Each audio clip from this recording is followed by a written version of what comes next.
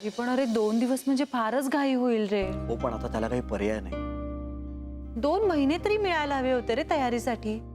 अगं ती माणसं ना खूप रीतिरिवाज पाळणारी आहेत. त्यांच्याकडे मागच्या वर्षी कोणीतरी याच दरम्यान गेलं म्हणे. त्यांना जाऊन आता 1 वर्ष पूर्ण होईल या आठवड्यात. त्यामुळे एकतर आपल्याकडे हा आठवडा आहे लग्न करायला, नाहीतर मग 3 वर्ष थांबावं लागेल म्हणाले. 3 वर्ष? हो, जे आपल्याला चालणार नाही. हो पण म्हणजे त्याला काही इलाज नाही आता. अरे पण 2 दिवसात काय तयारी करणार आपण? जान्हवी फार काही तयारी करायचीच नाही.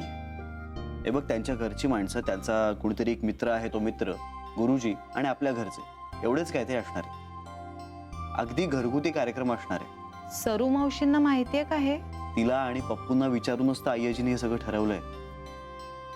बापरे. आता चर्चा करण्यात वेळ घालवण्यापेक्षा ना आपण जर थेट तयारीला लागलो तर ते जास्त चांगलं नाही का? हे सगळं कळतंय पण श्री आईंना. आईजी उद्या सगळ्यांशी बोलणार आहे. मग ठीक आहे. चला आता आपण जरा कामांची लिस्ट करूया. थांब मी कागद पेन घेते. नको, लॅपटॉपवर करूया. कॉपीज पाठवणं सोपं होतं. आलोच. काय आहे, कार्यक्रम घरगुती असला तरी काही कमी पडायला नको. बेबी आत्या तर सगळं कपड्यांचं बघेल, डेकोरेशन काका करेल, केटरर्सना मी एक फोन करून टाकतो, भटजींना फोन करायला सांगितलं पाहिजे. ऍक्च्युली ना माझ्या ओळखीची एक इव्हेंट मॅनेजमेंट कंपनी आहे, पण त्यांच्यासाठी हा इव्हेंट फारच लहान असेल ना ग.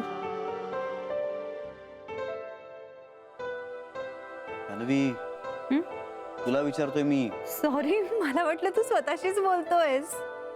सांग मला, तुला विचारतोय.